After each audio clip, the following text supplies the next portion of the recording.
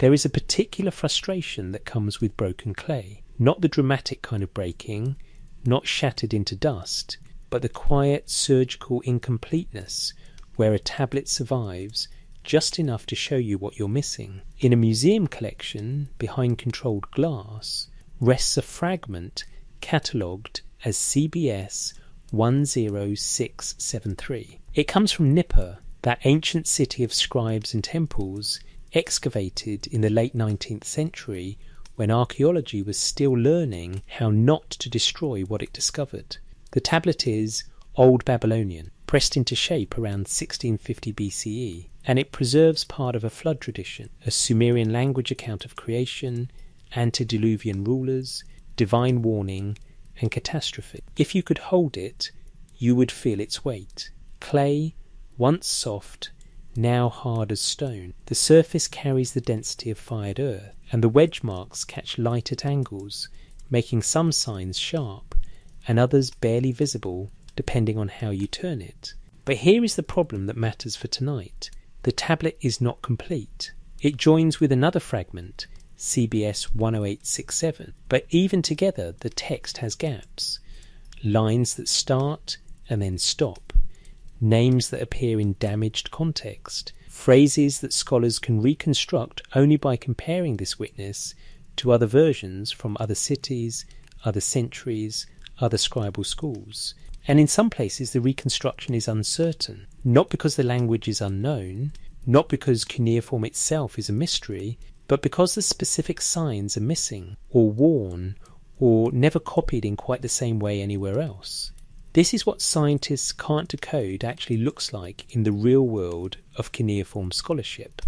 Not alien script, not impossible knowledge, but fragments, damage, missing parallels, technical conventions that were obvious to the scribe who wrote them, but opaque to us because we are reading across a gap of 4,000 years. If you are listening to this in the dark or with your eyes closed, imagine the curator's dilemma. You have a tablet, you have a language you can read, you have a story you partly understand, but the line that might explain everything, the line that names a god or describes a ritual or preserves a technical term, that line is broken. The edge of the tablet is gone, and no other copy has survived with that passage intact. So you are left with brackets in the translation, with footnotes that say unclear, or perhaps, or reading uncertain. This is not failure. This is the reality of working with ancient evidence. And it is the reality that the title of this investigation must confront.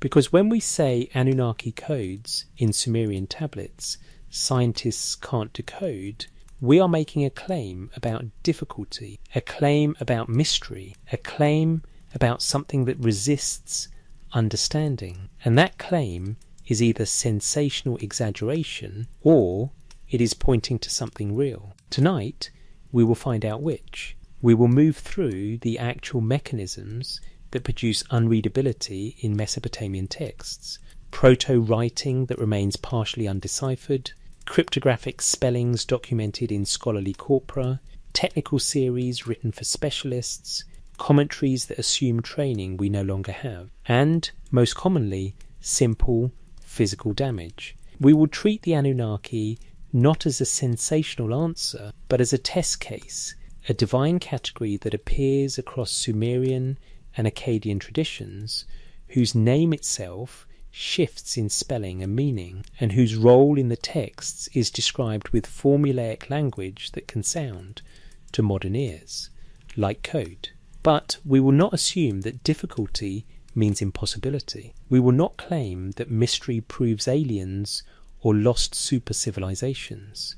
We will stay inside what the tablets actually say, and inside what scholars actually struggle with, and we will ask a more careful question. What if the codes are not evidence of the impossible, but evidence of transmission, layers of technical convention, scholastic encryption, damaged context, and inherited sacred language that the tablets themselves admit was never meant to be fully transparent to outsiders?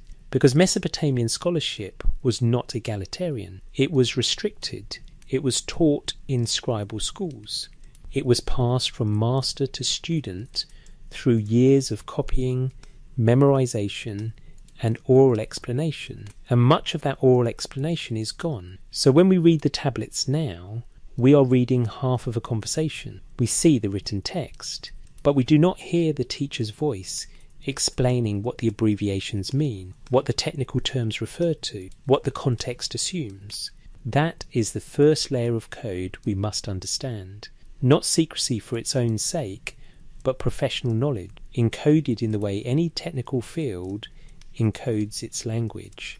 A medical chart is coded if you are not a doctor. A legal contract is coded if you are not a lawyer. A cuneiform omen series is coded if you are not a Babylonian scholar priest trained in the temple system. So let us begin there with the most honest version of the question. What does scientists can't decode actually mean when applied to Sumerian and Mesopotamian texts? And where, specifically, does decoding genuinely become difficult, not because the tablets are alien, but because they are damaged, technical, or deliberately restricted to specialists? That is the investigation we will undertake tonight, slowly, carefully, with evidence you can verify, and with the same discipline that the ancient scribes themselves practiced when they copied these texts, generation after generation, knowing that meaning could be lost if transmission failed. They succeeded in preserving much, but they also left gaps, and those gaps are where the mystery lives, not in the impossible, but in the incomplete.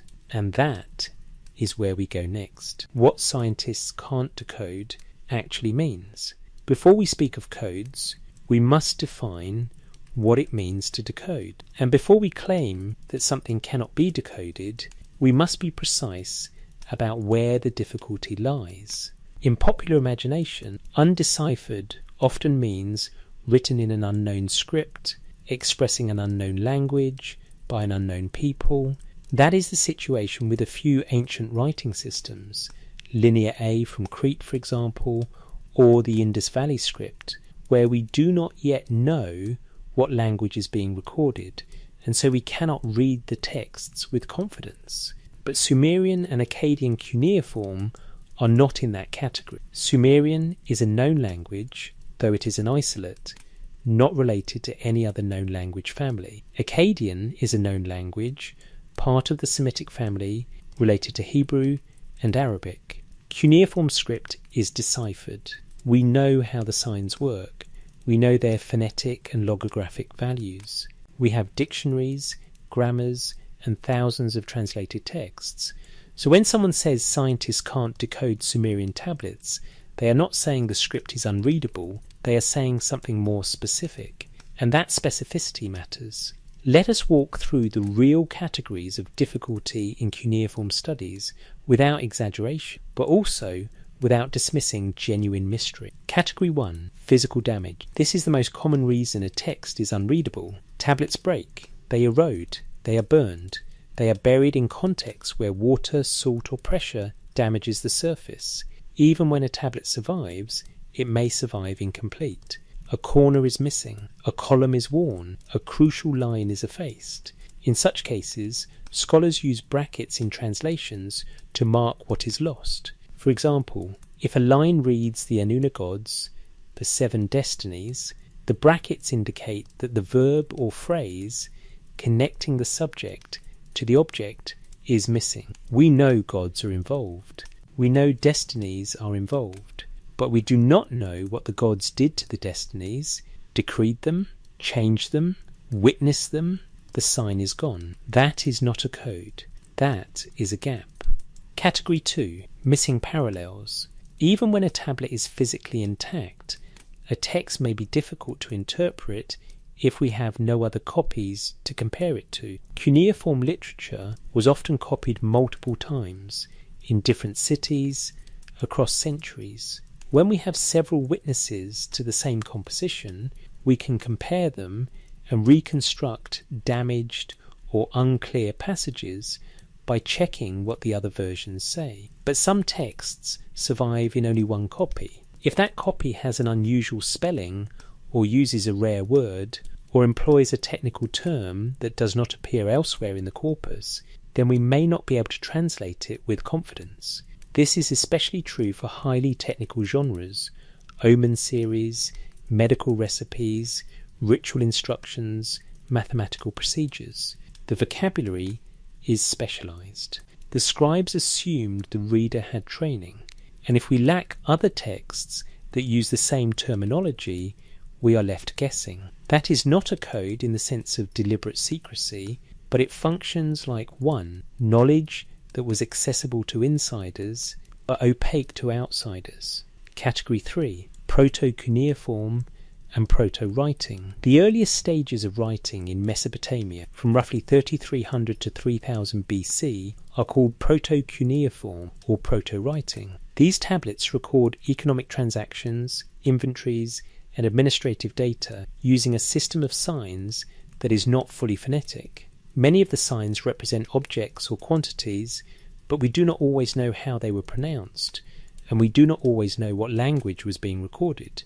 This is a domain where can't decode is genuinely accurate. Scholars can identify many signs and understand the general categories, so many animals, so many containers of grain, but the exact readings, the grammatical structure, and the underlying language remain uncertain. Proto-cuneiform is under-deciphered, not because it is impossible, but because it is early, sparse, and context-dependent. It is a real mystery, but it is also a narrow one, confined to the earliest phase of Mesopotamian writing before the system became fully developed. Category 4. Cryptographic and non-standard spellings. This is where the investigation becomes more interesting, because here we encounter deliberate difficulty. Mesopotamian scribes, especially in the first millennium BCE, sometimes used non-standard spellings for divine names,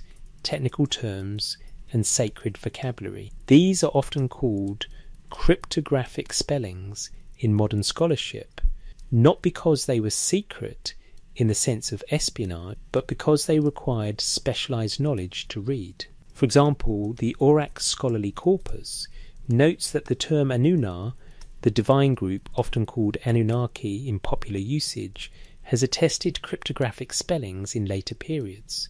The scribes could write the name in a standard way, but they sometimes chose not to. They used logographic combinations, rare sign choices, or abbreviated forms that would be clear to someone trained in the scribal tradition, but opaque to an outsider. Why? Not to hide knowledge from enemies, but to mark texts as belonging to a restricted scholarly tradition, to signal that the reader was expected to have advanced training, to preserve a sense of sacred or technical authority. This is the closest thing to a genuine code in the sensationalized sense, but it is not alien, and it is not undecipherable. It is professional jargon, rendered in a writing system flexible enough to allow multiple valid readings of the same word. Category 5. Technical series and scholastic commentaries. Some of the most difficult Mesopotamian texts are not myths or royal inscriptions, but technical treatises, omen series that list celestial phenomena and their meanings, medical texts that describe symptoms and treatments, astronomical tablets that record observations and calculations, ritual manuals that prescribe procedures without explaining their rationale. These texts were written for specialists, by specialists. They use abbreviations, they assume familiarity with oral tradition, they reference other texts without quoting them in full, and they often include commentaries, secondary texts that explain the primary text, but do so in a shorthand that can be harder to follow than the original. A commentary might say, line 5, as in the earlier tradition, without telling you which earlier tradition. Or it might cite the first word of a passage and assume you know the rest by memory. This is not mysterious in principle. It is simply the way scholarly traditions work when they are meant to be taught, not read cold. But if you are a modern reader without access to the oral teaching context, these texts can feel like codes. They are not hiding information, they are compressing it, assuming the reader already knows the framework. Category 6. Genre conventions we no longer recognise. Finally, some difficulty arises because we do not always know what genre we are reading. Is this a literal historical account or a symbolic narrative? Is this a prescription meant to be followed exactly, or a model meant to demonstrate a principle? Is this divine name a specific deity, or a title that could apply to several? Mesopotamian scribes did not always signal genre the way modern writers do. They did not use quotation marks, footnotes, or introductory statements that say, this is a myth, or this is a legal text. So we must infer genre from context, from parallels, from linguistic patterns. And sometimes we infer wrong. What looks like a factual claim might be formulaic praise. What looks like a secret might be a standard opening for a ritual. What looks like a code might be convention. So when we ask, what can't scientists decode? The answer is physically damaged passages, texts without parallels, especially technical ones, proto-cuneiform signs whose phonetic values remain uncertain, cryptographic spellings used in restricted scholarly contexts, technical series that assume oral training, genre conventions that are no longer transparent. That is the real landscape of difficulty, not alien intervention, not impossible knowledge, but transmission across time, filtered through damage, through lost training, through the gap between insider and outsider. And the Anunnaki appear precisely at the intersection of several of these difficulties. The term shifts across time. It appears in cryptographic spellings. It is used in formulaic contexts that assume you already know what it means. And it is embedded in narratives that blend myth, theology, and political ideology in ways we are still learning to parse. So the Anunnaki codes are not a single thing. They are a convergence of all the mechanisms that make ancient texts hard to read. And that is where we go next, into the instability of the name itself, and what it means that even a famous term like Anunnaki is not a fixed point, but a moving scholarly target. The name that shifts, Anunna, Anunnaki, and the problem of labels. If you were to ask a cuneiform scholar, what does Anunnaki mean? The answer would not be simple, not because the term is mysterious in a sensational way, but because it is historically complex. The name appears in multiple forms, across multiple languages, across more than 2,000 years of Mesopotamian writing. In Sumerian, the base form is often written as Anunna or Anunna. In Akkadian, it becomes Anunnaki or Anunnaku. The suffix ki or ku is a genitive or plural marker, roughly equivalent to those of the Anunna or the Anunna gods, but even that is not stable, because Anunna itself is not always a single, clearly defined group. In some texts, the Anunna are the great gods of heaven and earth, the ones who decree fates, who assemble to make decisions, who witness oaths and judgments. In other texts, the Anunna are associated with the underworld, serving Ereshkigal, the queen of the dead, and functioning as judges of the deceased. In still other texts, the Anunna appear alongside another group, the Igigi, and the relationship between them shifts depending on the tradition. Sometimes the Anunna are the senior gods, and the Igigi are the younger ones. Sometimes the Anunna are chthonic, and the Igigi are celestial. Sometimes the terms seem almost interchangeable. This is not because the Mesopotamians were confused. It is because Anunna is not a fixed roster of named individuals. It is a category, and categories shift depending on context, period, and purpose. So when modern sources speak of the Anunnaki as if it were a single, stable entity, they are already simplifying something that the ancient sources treat as fluid. And that fluidity is important, because it means that the code is not hidden in the term itself. The code is in how the term was used, how it functioned in different genres, how it signalled different levels of authority, how it marked a text as belonging to a particular tradition. Let us walk through the evidence carefully. The electronic text corpus of Sumerian literature preserves a composition called Enki and the World Order, a Sumerian myth that describes how the god Enki organises the world and assigns roles to various deities. In that text, the Anunna appear as the group of gods who determine destinies. They are the cosmic administrators. They are the ones who decree what will happen, not in the sense of arbitrary whim, but in the sense of establishing order, assigning domains, setting boundaries, making the world function according to law. This is a theological claim, but it is also a political one, because in Mesopotamian thought, divine decree and earthly law are mirrors of each other. If the Anunna determine destinies in heaven, then kings and priests determine fates on earth. The language is formulaic, ritualized, repeated across texts, and to an outsider, that repetition can feel like code. Why do the gods always determine destinies? Why is that phrase used again and again? The answer is that it is a technical term, a legal theological formula, a way of describing the function of authority in cosmic terms. So when we read that the Anunna determine destinies, we are not being told a secret. We are being told how the Mesopotamians framed power. But that framing was not always transparent to outsiders.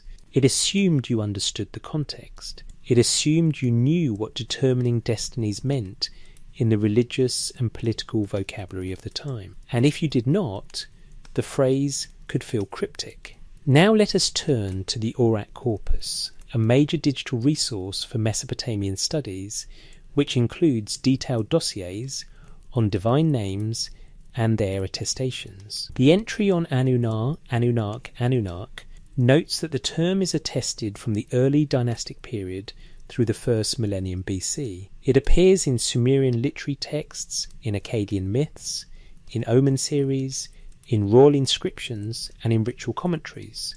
And the Aurak entry makes a crucial observation. The name is sometimes written in cryptographic or non-standard spellings in later scholarly texts. This is not speculation, this is documented philological fact. Scribes in the first millennium BC, working in the scholarly traditions of Babylon and Assyria, sometimes chose to write Anunna using logographic combinations or rare sign values that would not be immediately transparent to someone outside the scribal guild. Why?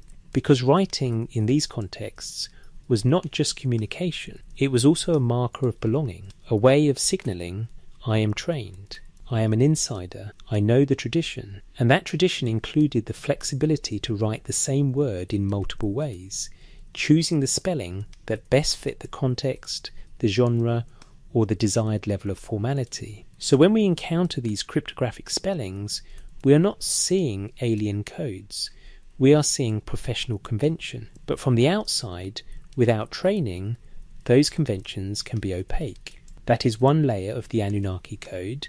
Another layer is periodization. The role of the Anunna changes over time. In early dynastic Sumerian texts, they are often simply the gods in a general sense, no sharp distinction from other divine categories. In Old Babylonian literature, they begin to appear more often in juridical contexts as witnesses, as decreers, as those who establish fates. In first millennium texts, especially in Assyrian and Babylonian omen series and commentaries, they are sometimes distinguished more sharply from the Igigi, and their association with the underworld becomes more prominent in some traditions. This is not contradiction, this is evolution. A name that carries slightly different connotations in different periods, in different cities, in different scholarly circles. But if you read all these texts as if they were written at the same time, by the same people, describing the same fixed reality, then the shifts will feel like mysteries. You will ask, why do some texts say the Anunna are in heaven and others say they are in the underworld? And the answer is, because the term was used flexibly and the context determines which aspect is emphasized. That is not code. That is how language works when it is used across centuries by different communities with overlapping but not identical traditions. So the problem of labels is not that the Anunnaki are unknowable. It is that the label itself is a scholarly construct, a modern English rendering of a term that was never fixed in the ancient sources. We say Anunnaki because it sounds singular and authoritative, but the Mesopotamians said Anunu in Sumerian, Anunnaku in Akkadian, and wrote it in multiple ways depending on period, genre and purpose, and each choice of spelling, each context of use, encoded information. Not secret information, but social information. Who is writing, for whom, in what tradition, with what authority. That is the first key to understanding the codes. They are not hiding content, they are marking identity. An identity in a scribal culture is bound to training, to lineage, to the chain of transmission from master to student. If you were trained in the tablet house at Nippur in the old Babylonian period, you would know how to read the Anunna references in Sumerian literary texts. If you were trained in the library at Nineveh in the Neo-Assyrian period, you would know how to read the cryptographic spellings in Omen commentaries. But if you were not trained, the texts would not open easily to you, not because they were designed to be impossible, but because they were designed to be learned, not intuited. And now, with that framework in place, we can move into the next question. What did the Anunna do according to the texts?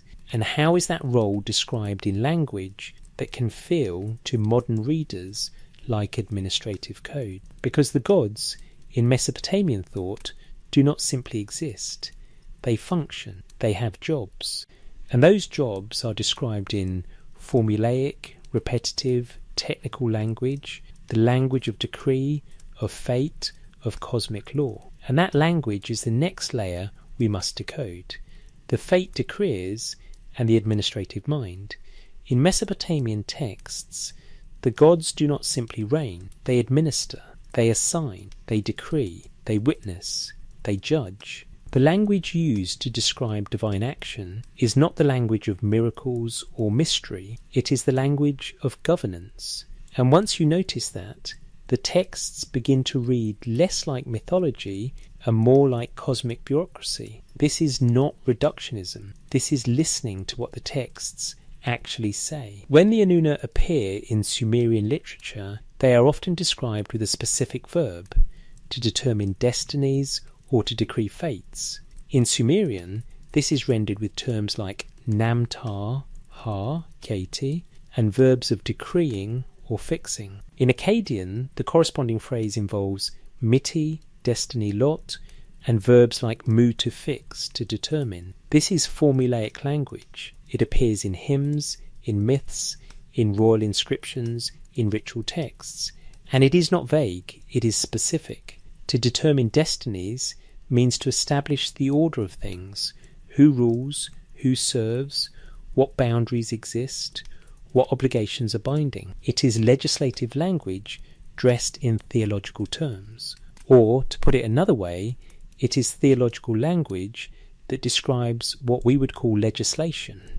Let us return to Enki and the World Order, the Sumerian composition preserved in the electronic text corpus of Sumerian literature. In this text, the god Enki travels through the world, assigning roles and functions to other deities. He goes to Sumer and decrees abundance. He goes to foreign lands and assigns them their characteristics. He organizes the Tigris and Euphrates. He establishes agriculture, livestock, weaving, building. And at key moments, the text tells us that the Anunna are present, determining destinies. They are not passive observers, they are active participants in the cosmic ordering process. But their participation is described in repetitive, formulaic phrases. The Anunna, the great gods, determine the fates. The Anunna decree the destinies. The Anunna of heaven and earth establish the ordinances. To a modern reader, this can feel like code because it is so repetitive. Why say the same thing over and over? But repetition in Mesopotamian literature is not filler, it is emphasis.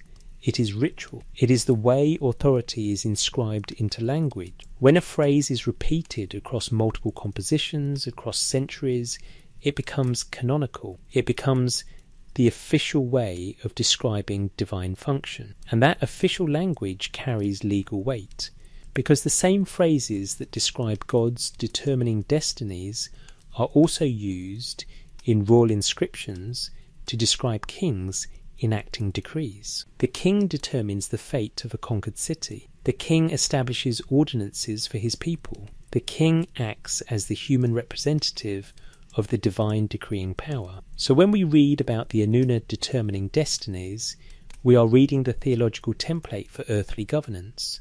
And that template is encoded in formulaic language, not to hide meaning, but to make meaning stable, repeatable, authoritative. This is where the administrative mind becomes crucial. Mesopotamian civilization was built on writing, not just for literature, but for tracking grain, recording labour obligations, managing temple estates, adjudicating disputes, maintaining treaties. The scribes who copied myths were the same scribes, or were trained in the same tradition as, those who wrote contracts, receipts, and legal verdicts. So when they described the gods, they described them in the language they knew best, the language of administration. The gods hold assemblies, the gods vote, the gods assign tasks, the gods enforce boundaries, the gods witness oaths.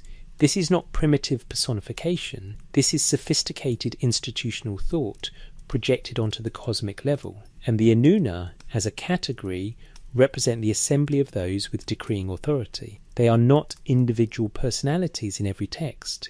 They are the divine council, the cosmic bureaucracy, the ones who make the system function. Now here is where the code becomes interesting in a technical sense.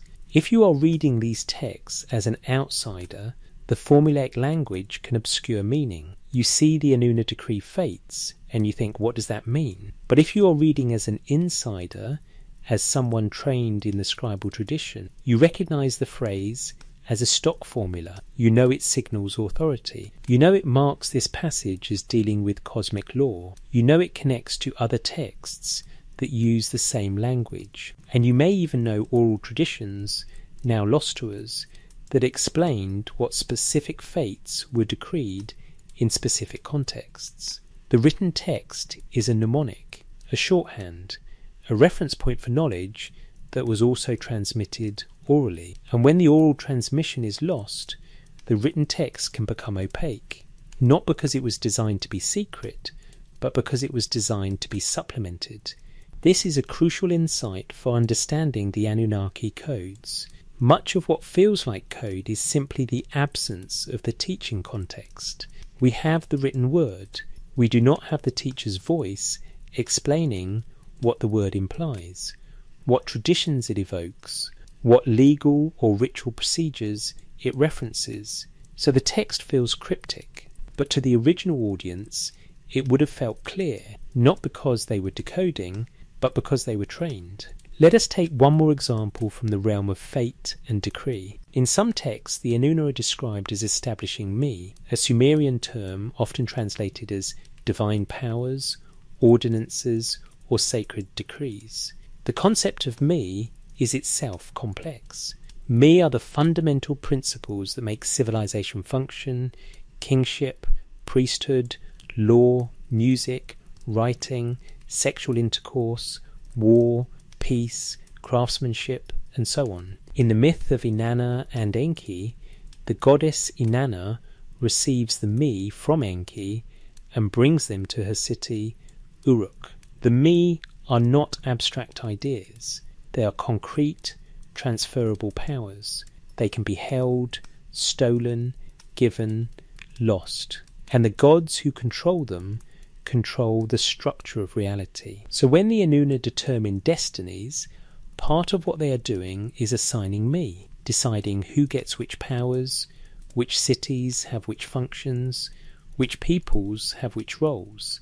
This is theological language, but it describes something very practical: the allocation of resources, authority, and social function. And allocation is always encoded. It requires language that marks boundaries, that assigns roles, that makes visible who has power and who does not. So the code of the Anunna is not a secret cipher. It is the language of order itself, formulaic, repetitive, authoritative, and resistant to easy summary, because it is meant to be learned through immersion, not through casual reading. If you are listening to this in the quiet, you can feel the weight of that.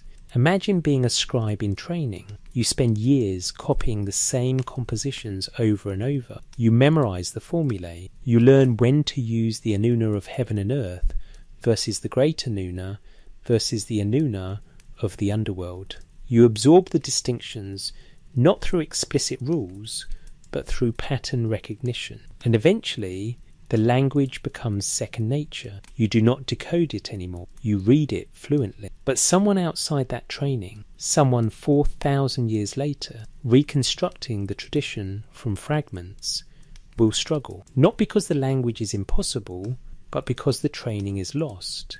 And that is the first honest answer to the question posed by the title. Scientists can't decode is true in the sense that we lack the oral context, the scholastic training, the full corpus of parallels. But it is not true in the sense that the texts are alien or beyond understanding. They are difficult because they assume a context we must reconstruct piece by piece. And now, with the administrative language understood, we can turn to a different kind of difficulty, transmission. Because even when we know what the words mean, we face the problem of multiple versions, multiple copies, scribal choices, and editorial layering. And that is where the flood tradition becomes essential, because it is one of the most heavily transmitted narratives in Mesopotamian literature, copied and recopied across centuries, in multiple cities, in multiple languages. And in that transmission, meaning shifts, not because of secrecy, but because of the nature of copying itself. The flood tradition is a palimpsest of copying. There is a moment in the history of cuneiform scholarship that changed how the world saw ancient Mesopotamia. In 1872, a British museum assistant named George Smith announced that he had discovered a flood story on a tablet from Nineveh, a story that paralleled the biblical account of Noah. The tablet was K3375, part of the Epic of Gilgamesh, Tablet C, the so-called Flood Tablet. It described a warning, a boat, a storm, a landing on a mountain, a sacrifice, and a divine blessing. The announcement caused a sensation, because if the Mesopotamians had a flood story older than the Bible, it raised profound questions about the origins of biblical tradition, about cultural transmission, about the history of myth itself. But for our investigation tonight, the importance of the flood tradition is different. It is not the content of the story that matters most. It is the fact that we have multiple versions of it, copied across centuries, in different languages, in different cities, by different scribal schools. And when we compare those versions, we see how transmission works, and how transmission creates difficulty. K3375 is a Neo-Assyrian tablet, part of the library of Ashurbanipal, dated to the 7th century BCE. It preserves a late canonical form of the Gilgamesh flood episode written in Akkadian. But the flood story itself is much older. We have Old Babylonian versions from the early 2nd millennium BC. We have Sumerian versions, like the one preserved in CBS 1673 at the Penn Museum, which we opened with. We have the Atrahasis tradition, which embeds the flood story in a larger narrative about the creation of humanity and the reasons for divine anger. And each version is different, not wildly different, not contradictory in every detail, but different enough that when scholars try to reconstruct the flood story, they are actually reconstructing a tradition, a family of related narratives, each shaped by the time, place, and purpose of its scribes. So let us ask the question that matters for the title. If scientists struggle to decode certain passages, is it because the passages are inherently mysterious, or because they are embedded in a transmission history that obscures the original meaning? The answer often is the second. When K3375 was first translated, scholars had only fragmentary knowledge of the earlier versions. They did not yet have the Old Babylonian Atrahasis witnesses. They did not yet have the Sumerian flood fragments from Nippur, so they read K3375 as if it were a standalone text. And some phrases were unclear. Some divine names appeared in contexts that seemed strange. Some ritual actions were described without explanation. But as more tablets were discovered, as more parallels were identified, as the transmission history became clearer, many of the mysteries resolved. The strange phrase in Cake or 3375 turned out to be a reference to an older tradition. The unexplained ritual turned out to be a standard element in earlier versions. The divine name that seemed out of place turned out to be a variant spelling used in a particular period or region. This is how decoding actually works in cuneiform scholarship. It is not a single dramatic breakthrough, it is patient accumulation of evidence, comparison of versions, reconstruction of context. And the flood tradition is a perfect case study because it shows how layering works. Each scribe who copied the story made choices. Some choices were conservative, copy the text exactly as received. Some choices were adaptive, update the language to match the current dialect. Some choices were editorial, expand a passage for clarity, or condense it to save space. And over centuries those choices accumulate. The story remains recognizable, but the details shift. Names change, phrases are reworded, sections are added or omitted, and the result is not a single fixed flood code, but a tradition in motion. Now, here is where the Anunna appear again. In some versions of the flood story, the Anunna are named explicitly. In others, they are simply the gods with no specific label. In some versions, they are part of the assembly that decrees the flood. In others, they are witnesses to the aftermath, present when the survivor is granted eternal life. The role is similar, but the wording is not identical, and if you only have one version, you cannot see the pattern. But when you compare multiple versions, the pattern becomes clear. The Anunna function as the decreeing assembly, the cosmic council, the gods with juridical authority. Their presence marks the moment when a decision is made that will reshape the world. That is not code. That is narrative convention. But it is convention that can feel coded if you encounter it in isolation without access to the broader tradition. Let us look more closely at K3375. The British Museum record describes it as a fragment from the Library of Ashurbanipal discovered at Koyunjik, ancient Nineveh, part of the mound excavated in the mid-19th century. The tablet is broken, incomplete, but enough survives to reconstruct the flood narrative within the Gilgamesh epic. In this version, the hero Utnapishtim tells Gilgamesh how he survived the flood. He describes how the god Ea-San-Enki, in Sumerian tradition, warned him through a dream or a reed wall. He describes building the boat according to precise specifications. He describes the storm, which is so violent that even the gods are terrified. And then comes a moment that is often quoted. The gods cowered like dogs. The Anunnaki raised torches, lighting up the land with their brightness. This is a vivid image, and it has been interpreted in many ways.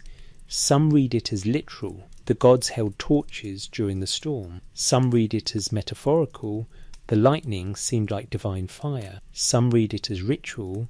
The Anunnaki are performing a cosmic rite. But the phrase is also textually uncertain in some manuscripts. Different copies have slight variations in wording, and the exact function of the Anunnaki in this moment is not explicitly spelled out. Are they witnesses? Are they participants?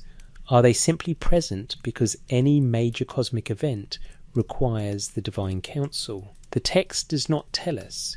It assumes the reader knows, and that assumption is where difficulty arises, because we are not the original readers. We do not share the cultural context that made the phrase transparent. So we reconstruct, we compare, we hypothesize, and sometimes we leave brackets in the translation and note that the meaning is uncertain. That is not failure, that is honesty. But it is also the kind of difficulty that can be mistaken for code, especially by those who want ancient texts to be more mysterious than they are. Now let us consider the editorial choices involved in transmission. Why would a scribe change the wording of a passage when copying it?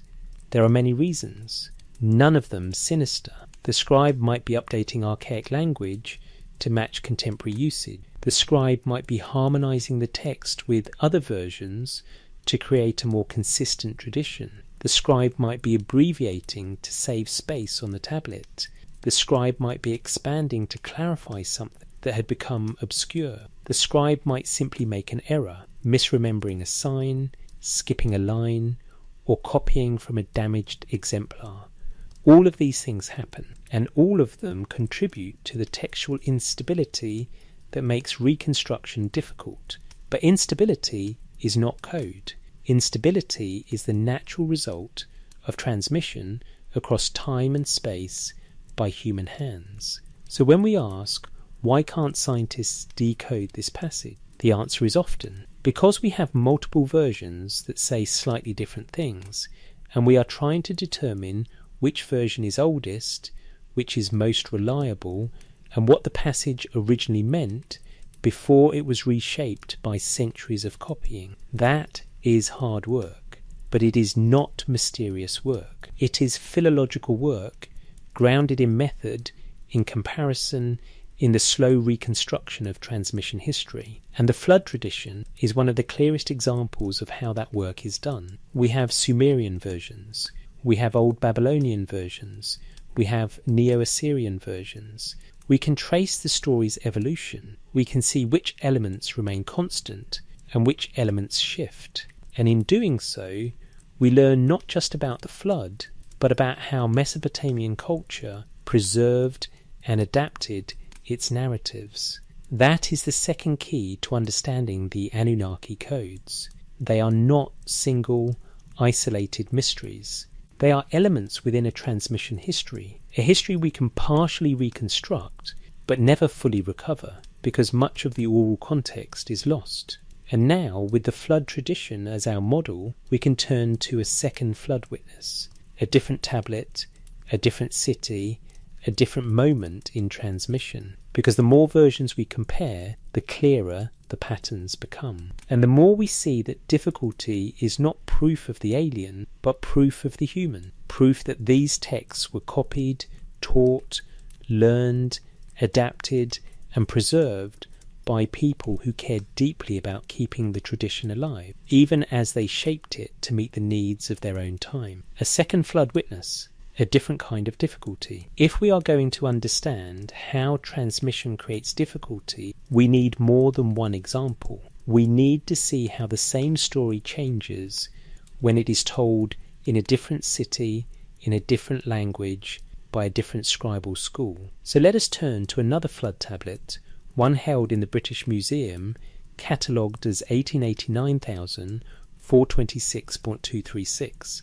This is part of the Atrahasis tradition, an Old Babylonian version of the creation and flood narrative. It was acquired through E.A. Wallace Budge's mission to Mesopotamia in 1889, and its find spot is listed as Sippar, one of the great temple cities of ancient Babylonia. The Atrahasis tradition is older than the Gilgamesh version preserved in K3375. It is also structurally different. Where the Gilgamesh flood story is embedded within a larger epic about a hero's quest for immortality, the Atrahasis flood story is embedded within a narrative about why humans exist in the first place. It begins with the gods burdened by labour. It describes the creation of humans to relieve that burden. It describes humans multiplying and becoming noisy, disturbing the gods.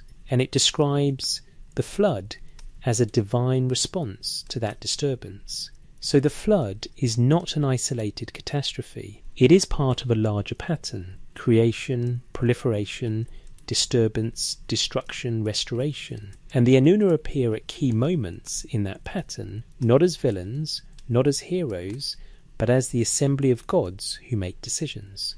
Now, when scholars compare the Atrahasis tradition to the Gilgamesh flood account, they notice both continuities and differences. Both describe a warning given to a hero. Both describe a boat built to save life. Both describe a storm, a landing, and a sacrifice. But the details vary. The name of the hero changes. Atrahasis in one tradition, Utnapishtim in another, Ziusudra in the Sumerian version. The reason for the flood changes. noise and overpopulation in Atrahasis, unspecified divine anger in Gilgamesh, different framings in different versions. The gods' reactions vary. In some versions they regret the flood immediately, in others the regret is muted or delayed. And the language varies, not just because the texts are in different languages, Murren versus Akkadian, but because the scribes made different choices about what to emphasize, what to abbreviate, and how to frame divine action. So when we encounter a difficult passage in one version, we often turn to the other versions to see if they clarify. But sometimes they do not. Sometimes they introduce new questions. For example, in some Atrahasis versions, the text describes how the gods, after the flood, established new limits on human population, plagues, barrenness, infant mortality, as mechanisms to prevent the noise problem from recurring. This is a disturbing passage. It suggests that human suffering is, in the mythic logic of the text, a deliberate cosmic policy designed to maintain divine peace. Modern readers often struggle with that implication, and scholars struggle to determine how literally the passage was meant to be taken. Is this theology, a claim about how the gods actually govern the world? Is this etiology, an explanation for why disease and death exist? Is this social commentary, a reflection of Mesopotamian anxieties about overpopulation and resource strain? Or is it all three, layered together? The text does not tell us. It presents the information in formulaic language, assuming the reader will understand the framework. And that framework is, again, lost to us. We can reconstruct pieces of it by comparing texts, by studying ritual practices, by analysing legal and medical documents, but we cannot recover it fully. And so the passage remains difficult, not because it is coded, but because it is context dependent, and the context is incomplete. This is the second major source of difficulty in cuneiform studies. Not physical damage, not cryptographic spellings, but editorial and interpretive ambiguity. When a text says, the Anunnaki decreed the fate of humanity, we can translate the words, but we cannot always be certain what the decree entailed, what ritual or legal framework it invoked, or how the original audience would have understood the implications. Now let us consider a specific textual problem in the Atrahasis tradition. In some versions, the text describes the assembly of gods convening to decide on the flood. Enlil, often presented as the chief executive authority, proposes the flood. Iankor, the god of wisdom and water, opposes it, or at least subverts it, by warning the hero. The other gods are present, but their individual voices are not always recorded, and in some manuscripts, the names of the gods are damaged, abbreviated, or written in non-standard forms. So, we know an assembly happened. We know a decision was made, but we do not always know exactly who voted, who objected, or how the decision was formalised. The text gives us the outcome, but not the full procedural detail. That is frustrating for modern readers who want clarity. But it is typical of how ancient texts work. They assume you know the background. They assume you can fill in the gaps from oral tradition, from ritual knowledge, from other texts you have studied. And when that assumption fails, when we do not have the background, the text becomes opaque. So let us return to the question, why does this matter for the Anunnaki codes? It matters because the difficulty of reading these texts is not evidence of alien intervention or lost super knowledge. It is evidence of transmission, of scribes copying texts across centuries, making choices, updating language, responding to new contexts, and always assuming that the reader would be trained in the tradition. When we say scientists can't decode, we are really saying scientists are working with incomplete information across a gap of thousands of years, trying to reconstruct not just the words, but the context that made the words meaningful. That is hard, but it is not impossible, and it is not mysterious in the sensational sense. It is the normal work of historical scholarship. Now, the British Museum Atrahasis tablet, 1889,426.236, is part of a larger set of witnesses. Other fragments exist, held in other collections, catalogued in other archives. When scholars study Atrahasis, they do not rely on a single tablet. They assemble a composite text, drawing on all the surviving witnesses, comparing variant readings, noting where the manuscripts agree and where they diverge. This is called text critical method, and it is essential because no single manuscript is complete or error-free. Every copy has its own history, its own moment of creation, its own scribe, its own purpose. Some copies were made for scribal training, and they include errors that a student might make. Some copies were made for temple libraries, and they reflect editorial decisions about how to standardize the tradition. Some copies were made for royal collections, and they reflect the interests and ideologies of the patron. All of these layers are visible in the manuscripts, and all of them contribute to the difficulty of reading. But again, difficulty is not code.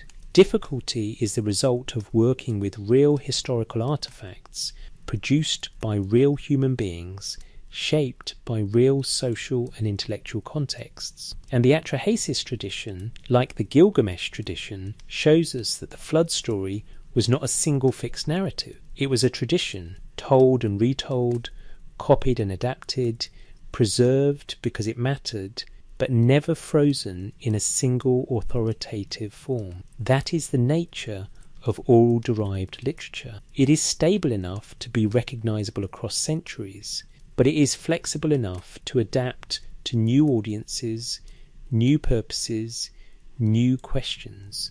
And when we study it, we are not decoding a secret. We are reconstructing a conversation that happened over millennia in multiple languages, across multiple cities, carried by scribes who believed they were preserving something essential about the nature of the world.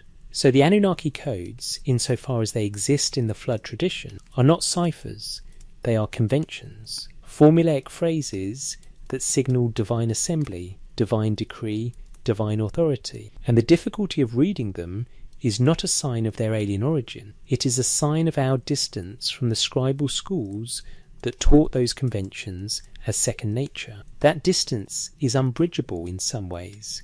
We will never sit in a tablet house and learn cuneiform the way an ancient scribe did. We will never hear the oral explanations that accompanied the written text. But we can reconstruct much. We can compare. We can analyse. We can be patient. And in that patience, the texts open, slowly, partially, but genuinely. And now, with 2 flood witnesses in hand, we can turn to a different kind of difficulty, one that is not about transmission, but about deliberate scholarly obscurity, because there is evidence that some Mesopotamian writing was meant to be difficult, not impossible, but restricted, marked as belonging to a specialized tradition. And that restriction is where the word cryptographic genuinely applies, not in the sense of espionage, but in the sense of professional encoding. And that is where we go next. When writing becomes deliberately obscure. There is a difference between a text that is hard to read because it is damaged and a text that is hard to read because it was meant to be hard. The first kind of difficulty is accidental. The second kind is intentional. And in Mesopotamian scribal culture, both kinds exist. We have already discussed physical damage, missing parallels, and transmission history, all sources of accidental difficulty. But now we must address something more interesting, the evidence that some scribes deliberately chose obscure spellings, rare sign values, and cryptic abbreviations as a way of marking texts as advanced, restricted, or sacred. This is not conspiracy, this is professionalization. Every specialized field develops jargon, shorthand, and insider language that is opaque to outsiders. Doctors use Latin terms and abbreviations that patients cannot read. Lawyers use legal formulas that lay people cannot pass. Programmers use code that is meaningless to those who have not studied the language. Mesopotamian scribes did the same thing. They used their mastery of the writing system, which was flexible, logographic, and capable of multiple readings, to create texts that required training to interpret. And the Aurek scholarly corpus provides direct evidence of this practice. In the entry on Anunnaki, the corpus notes that the term appears in cryptographic spellings in some later texts. This is not speculation. This is documented philological fact based on analysis of manuscripts from 1st millennium Assyria and Babylonia. What does cryptographic spelling mean in this context? It means that instead of writing Anunna in the standard straightforward way, using the signs that normally represent those syllables, the scribe chose to write it using logographic combinations, rare sign choices, or non-standard values that would require specialized knowledge to decode. For example, a scribe might write Anunna using a combination of signs that read phonetically, do not directly spell the word, but that a trained reader would recognize as a conventional substitute.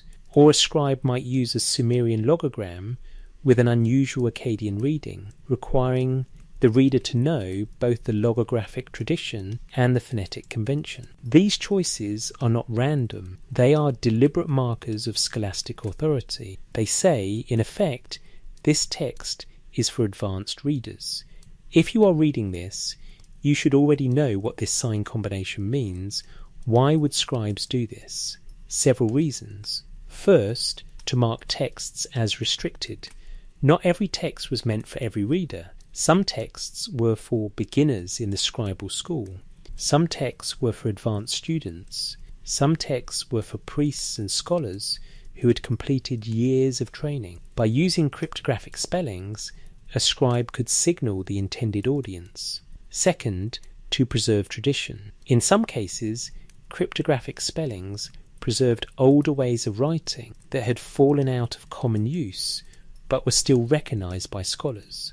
Using them was a way of connecting the present text to ancient authority. Third, to demonstrate mastery. A scribe who could read and write cryptographic texts was demonstrating advanced training. It was a mark of prestige, of belonging to an elite scholarly class.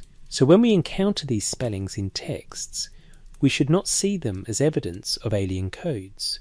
We should see them as evidence of a sophisticated scribal culture that used writing not just for communication, but for social differentiation. Now let us be clear about what this means for the Anunnaki codes. The term Anunna appears in standard spellings in most texts, but in some late scholarly compositions, especially commentaries, ritual texts and omen series, it appears in cryptographic forms. Those forms are difficult for modern scholars to read, not because they are impossible, but because they require knowledge of the full range of sign values and scribal conventions. And when those conventions are incompletely documented, the reading becomes uncertain. This is a real source of difficulty, but it is not a mystery in the sensational sense. It is a technical challenge, grounded in the realities of a writing system that allowed multiple valid ways of representing the same word. Let us consider how this works in practice. Cuneiform is not an alphabet. It is a mixed system, combining logograms, signs that represent whole words or concepts, and syllabograms, signs that represent signs. A single sign can have multiple readings, depending on context. For example, the sign that looks like a star can be read as the word for heaven, or the god, An, or as Dingir, the Sumerian word for God, or as the divine determinative marker placed before the names of gods. The reader must decide which reading is correct based on context. Now imagine that a scribe, writing in the 1st millennium BC, chooses to write Anunna using a combination of signs that could be read in multiple ways. A trained reader, familiar with the tradition, would know which reading was intended, but a modern scholar, working from a damaged manuscript, without full knowledge of the scribal conventions of that particular school, might struggle. The scholar would have to compare with other texts, check parallel passages, consult dictionaries of cryptographic sign values, and sometimes simply leave the reading uncertain. That is what scientists can't decode often means in practice. Not that the text is alien, but that the scribal conventions are incompletely recovered. And recovery takes time, evidence, and patience. Now let us ask, how widespread was this practice? The answer is, it varied. In early periods, Sumerian early dynastic, Old Akkadian, Old Babylonian, writing is relatively straightforward. Scribes use standard spellings. Texts are meant to be read by anyone trained in the scribal school. But in the first millennium BC, especially in the Neo-Assyrian and Neo-Babylonian periods, there is a marked increase in scholarly complexity. Libraries like Ashurbanipal's contain not just literary texts, but commentaries, lexical lists, omen series, ritual manuals, all written for specialists. And in those texts, cryptographic spellings become more common. This reflects the development of a mature scribal culture, one where knowledge was increasingly stratified and where advanced texts required advanced training. So when we read these texts now, we are reading the end product of a 1,000-year tradition of scholarship. And that tradition assumed that the reader would have studied the earlier layers, would have memorized the lexical lists, would have learnt the sign values from a teacher. Without that foundation, the texts are hard. But with that foundation, reconstructed painstakingly by modern scholars, they open, slowly, partially, but genuinely. And the Anunnaki, appearing in cryptographic spellings, are not aliens. They are gods whose names were written in ways that signalled scholarly authority, that connected the text to ancient tradition, and that required the reader to demonstrate competence. That is not a code in the sense of secrecy. It is a code in the sense of convention, a system of signs that carries meaning only for those who have been initiated into the tradition. An initiation in the ancient world was not mysterious. It was educational. It was the patient work of learning, copying, memorizing, and practicing until the signs became second nature. So the Anunnaki codes are not evidence that the gods were extraterrestrial. They are evidence that the scribes who wrote about the gods were highly trained professionals, using their writing system in sophisticated ways to mark boundaries, to preserve tradition, and to demonstrate their mastery. And now, with that framework in place, we can turn to another domain where writing becomes deliberately technical, the astronomical and omen texts, where the sky itself is treated as a tablet to be read, and where the language of observation blends into the language of divination in ways that can feel, to modern eyes, deeply cryptic. The sky's a tablet, mole.a pin, and the mathematics of omen. There is a particular kind of text that makes even experienced cuneiformists pause, not because the script is damaged, not because the language is unknown, but because the content is so technical, so dense, with specialized terminology, that it reads like code even when every sign is clear. These are the astronomical texts, the omen series, the mathematical procedures, the ritual calendars, and among them, one of the most important is a composition known as mul.apin. The name means the plough star, a reference to a constellation, though the text covers far more than that single asterism. Mul. Apin is an astronomical compendium, a handbook for scholar priests who needed to track the movements of stars, predict the rising and setting of constellations, calculate intercalary months, and interpret celestial phenomena as omens. It survives in multiple copies from different periods and cities.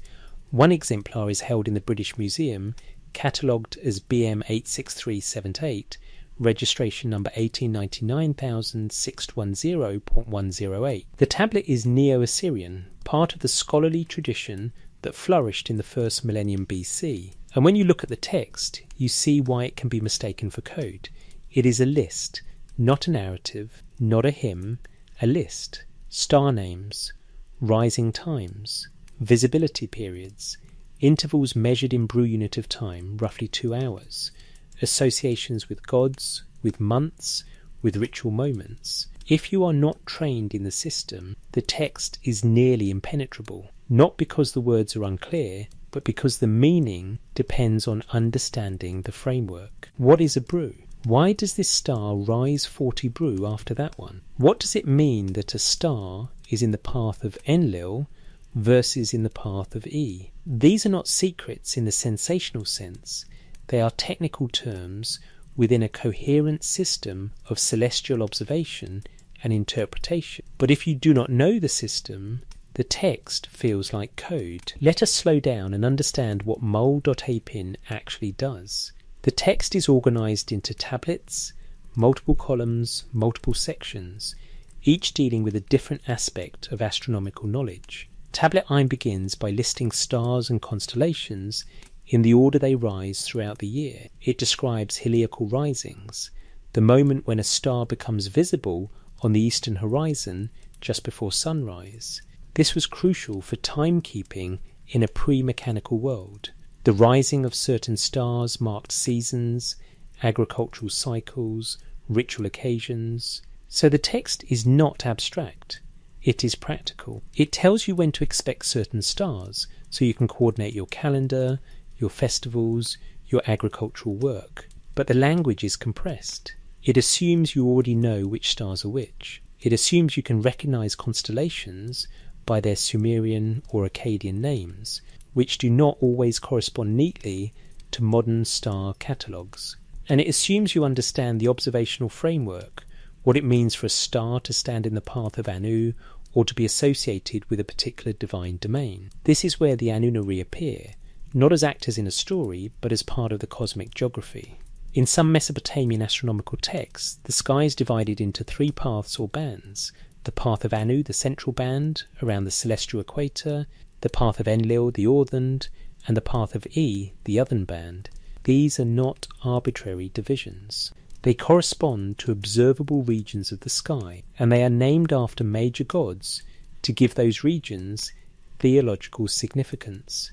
The Anuna, as a collective, are sometimes associated with the entire divine cosmos, including these celestial regions. So when an astronomical text says a star is of the Anuna, it is not claiming the gods live there. It is using theological language to describe celestial geography. But if you do not know that convention, the phrase can sound mysterious.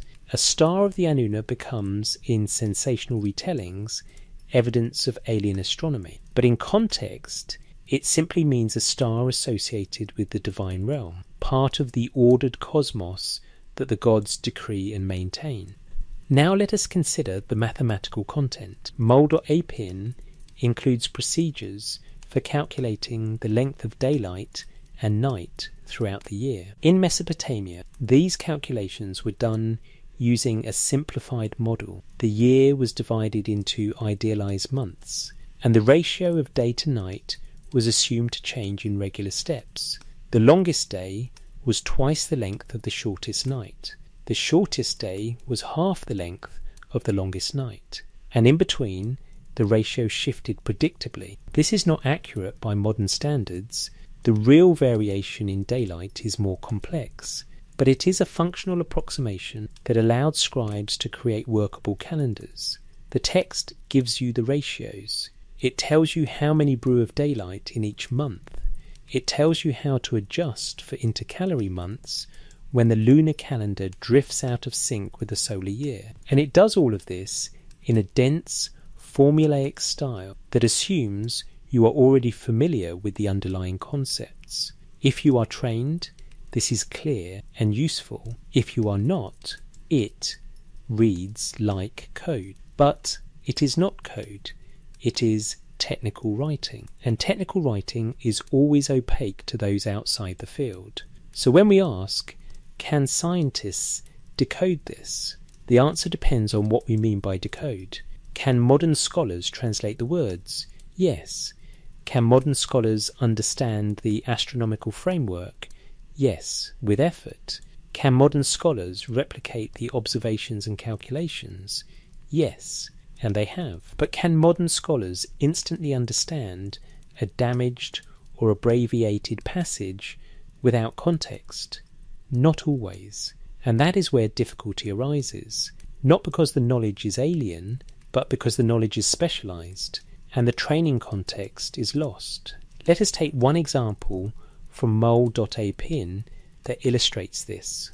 The text includes a section on intercalation, the process of adding extra months to keep the lunar calendar aligned with the solar year. It gives rules if certain stars rise at certain times, and if certain festivals fall in certain months, then you add a month. But the rules are not spelled out in full. They are abbreviated, formulaic, written for someone who already knows the theory. A modern scholar reading this must reconstruct the underlying logic by comparing multiple texts, by studying later commentaries, and by working backward from known calendrical practices. It is possible. It has been done, but it requires patience and expertise. And in the meantime, the passage remains difficult, not because it is impossible, but because it is technical and compressed. This is the third major category of difficulty in cuneiform studies: technical knowledge encoded in specialist genres, not myths that tell stories, but manuals that assume training. And the Anunnaki appear in these texts not as characters, but as part of the framework, the divine order that governs the cosmos, including the movements of stars. Now, let us ask, why does this matter for the Anunnaki codes? It matters because much of what gets labelled as undecipherable or coded is actually technical literature written for specialists: omen series, astronomical tables, ritual instructions, medical recipes. These texts were never meant to be read by casual audiences. They were meant to be studied by scholar priests who had spent years learning the tradition. And when we read them now, without that training, we struggle. But that struggle is not evidence of alien knowledge. It is evidence of how specialized knowledge works in any society. If you handed a medieval Latin medical text to someone who had not studied Latin or medieval medicine, they would struggle. If you handed a modern physics paper to someone without training in mathematics, they would struggle. The difficulty is real, but it is not mysterious. It is the normal boundary between insider and outsider knowledge. And Mesopotamian scribes were very conscious of that boundary. They built it deliberately. They used writing not just to record, but to restrict, to mark certain texts as belonging to advanced traditions, requiring advanced training. So the code is not a cipher, it is a gate that requires education to pass through. And when that education is lost,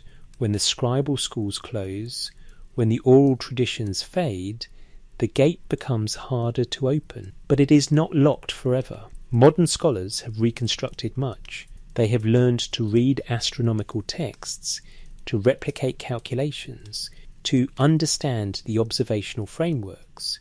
They have built dictionaries of technical terms, databases of omen series, translations of ritual manuals.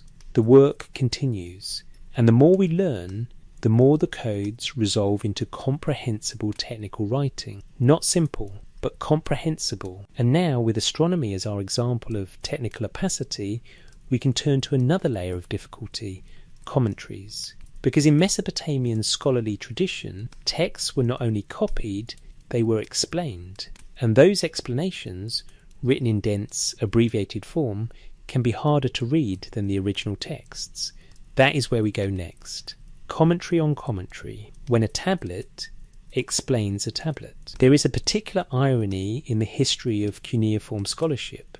Sometimes the texts that were meant to make things easier make things harder. These are the commentaries. Mesopotamian scholar priests did not only copy older texts, they wrote about them, they explained them, they analysed them, they drew connections between passages, cited parallel traditions, offered interpretations of difficult words. And they did all of this in a genre we call commentary secondary texts that assume you are already reading the primary text and that offer advanced explanations for advanced readers.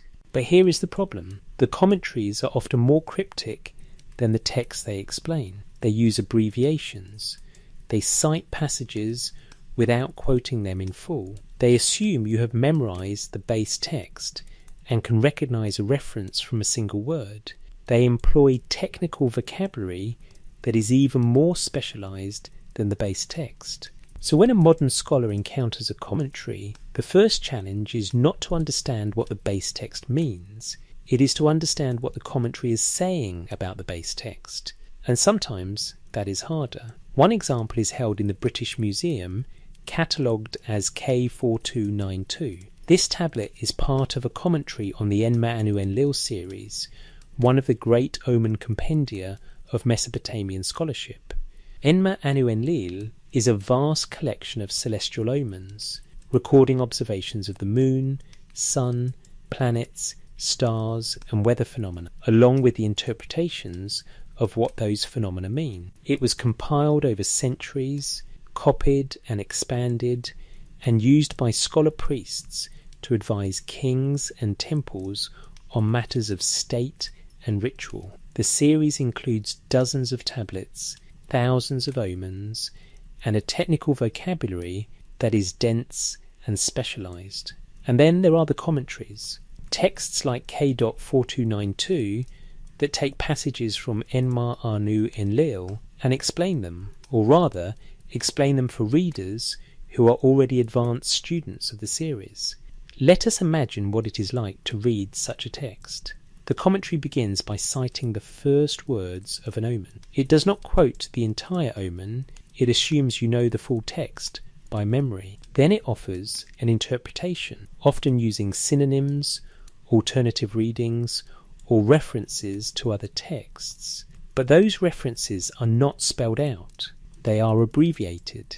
A commentary might say, as in the earlier tablet, without telling you which earlier tablet, or which line, or which tradition. It might say, the word means thus, without explaining why, or offering a full etymology. It might cite a variant, reading from another manuscript, but without quoting the variant in full. All of this is compressed, economical, written for someone who is already immersed in the tradition. And for a modern scholar, that creates enormous difficulty, because to understand the commentary, you must, first, identify which passage of the base text is being commented on. This requires knowing the Enma Anu Enlil series well enough to recognize a citation from a few words. Second, reconstruct the context of the omen. What is it describing? What is the interpretation? How does it fit into the larger structure of the series? Third, understand the technical terms used in the commentary. Are they standard, or are they specialized vocabulary from a particular scholarly tradition? Fourth, trace the references to other texts. Where is the earlier tablet? What tradition is being invoked? Are there parallel commentaries that clarify the reference? All of this requires immense labour. It requires access to large corpora of texts, to scholarly databases, to collaborative research, and even then, some commentaries remain partially opaque, not because they are impossible, but because the network of references they assume is incompletely recovered. So when we say scientists can't decode, this is one of the domains where the phrase is most accurate, not because the words are unknown, but because the context is missing, and without the context, the commentary does not fully make sense. Let us consider what this means for the Anunnaki. In some commentaries, divine names appear in abbreviated or variant forms. A commentary on a mythological text might cite the Anunnaki using a cryptographic spelling, or a shorthand, or a Sumerian logogram that has multiple possible Akkadian readings. The commentary assumes you know which reading is correct, but a modern scholar working from a damaged manuscript might not. So the scholar must compare with other texts, check lexical lists, consult signed dictionaries, and sometimes simply note that the reading is uncertain. That is not failure. That is the reality of working with a fragmentary archive and a lost oral tradition. But it is also the kind of difficulty that can be sensationalized. Scientists can't decode the name of the Anunnaki in this commentary becomes, in popular retellings, the Anunnaki name is a secret code that scientists cannot crack. But that is not accurate. The difficulty is not that the name is inherently mysterious. The difficulty is that the commentary assumes knowledge we no longer have direct access to. Now, let us consider why commentaries exist in the first place. In any scholarly tradition, the accumulation of texts over time creates a need for secondary literature. You cannot expect every student to read every omen in Emma Anu Enlil from scratch, so you create guides, summaries, explanations. You write commentaries that say, this omen is connected to that omen. This word can also be read this way. This interpretation follows the tradition of such and such school. Commentaries are teaching tools. They help students navigate the vast corpus. But they are also professional tools. They demonstrate the commentator's mastery, showing that they can connect texts, trace traditions, offer insights that are not obvious. So commentaries serve multiple purposes: pedagogical, professional, preservational. And they do so in a compressed, elusive style that rewards deep familiarity with the tradition. That style is deliberate. It marks the text as advanced. It ensures that only those with adequate training will benefit from it. And it preserves the oral dimension of teaching, because the commentary is not meant to replace the teacher, only to supplement the teacher's explanations. When the teacher's voice is lost, the commentary becomes harder, but not impossible. Modern scholars have developed methods for reading commentaries. They build databases of citations, track intertextual references, reconstruct the structure of the base series, and compare commentaries from different schools. It is slow work, but it is productive work, and it reveals that commentaries are not secrets. They are advanced scholarship, written for advanced readers, in a tradition that valued depth and illusion over explicit clarity. So the Anunnaki codes in commentaries are not evidence of alien knowledge. They are evidence of a mature scholarly culture that wrote texts for insiders and that assumed those insiders would have the training to decode, not in the sense of breaking a cipher, but in the sense of understanding a reference. And now, with commentaries understood as a layer of difficulty, we can turn to a different kind of evidence, the texts that claim to tell us where knowledge itself comes from. Because if the Mesopotamians believed that civilization was inherited rather than invented, then the question becomes, inherited from whom? And that is where the king list returns, not as a mystery, but as an ideological statement about the origins of order. Kingship as an inheritance, not an invention. There is a text that has shaped how scholars understand Mesopotamian historiography more than almost any other. It is not a myth. It is not a ritual. It is a list of kings, arranged in sequence, with the lengths of their reigns recorded in years, sometimes realistic numbers, sometimes impossibly long. This is the Sumerian king list, and one of the most important witnesses to it is held in the Ashmolean Museum in Oxford. It is a clay prism catalogued as Ashmolean 1923, 444, often referred to as the Weld Blundell prism. The text is written in Sumerian, and it dates to the early 2nd millennium BC, though it records traditions that claim to reach back much further. The king list begins with a single striking statement. When kingship was lowered from heaven, kingship was in Eridu. Not when kingship was invented, not when the first king arose, but when kingship was lowered from heaven. This is ideological language. It is a claim about the nature of authority. Kingship is not a human invention in this framework. Kingship is a divine gift, a cosmic office, something that descends from the realm of the gods to the realm of humans, and it descends to specific cities in a specific sequence. Eridu first, then Bad Tibera, then Larak, Sippar, Shuruppak. Each city receives kingship for a time, and then it passes to the next. And the reigns of these early kings are measured in impossible spans, tens of thousands of years. This is not meant to be read as literal history in the modern sense. It is meant to establish a framework. There was a time before the flood when the world was ordered differently, when kings ruled for unimaginable lengths of time, when the connection between heaven and earth was more direct. And then the flood came. The text says simply, the flood swept over, and after the flood, kingship is lowered from heaven again. But now the reigns are shorter, the cities are different, and the historical record begins to resemble something we can correlate with archaeology. This structure, antediluvian time, catastrophe, post-diluvian restoration, is the backbone of Mesopotamian historiography, and it tells us something crucial about how the Mesopotamians understood themselves. They did not see their civilization as a sudden beginning. They saw it as a restoration, a rebuilding after rupture, an inheritance of something older. And kingship, the central political institution, was framed not as a human achievement, but as a divine assignment. So when we ask about the Anunnaki codes, we must place that question inside this framework. Because if the Mesopotamians believed that order was inherited, then stories about the Anunna decreeing fates, determining destinies, and organising the world are not random myths. They are origin stories.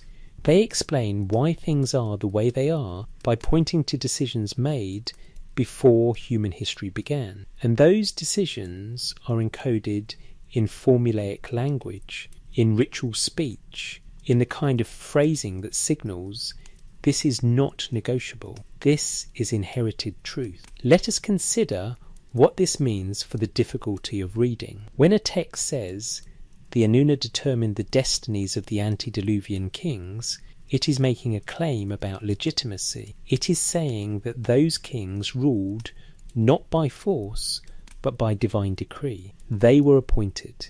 Their authority was lowered from heaven, just as kingship itself was lowered from heaven. But the text does not explain how that appointment happened.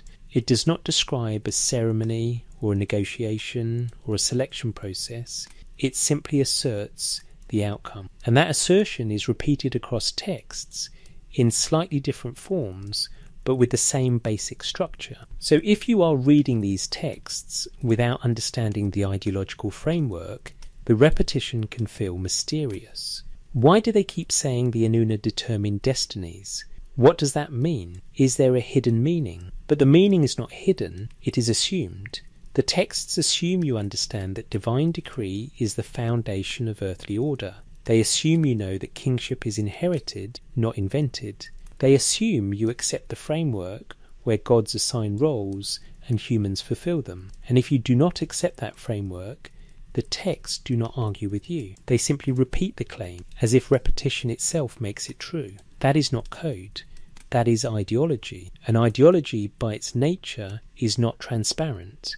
It is designed to feel natural, inevitable, beyond question. So when the king list says kingship was lowered from heaven, it is not inviting you to ask how, or why, or what if it wasn't.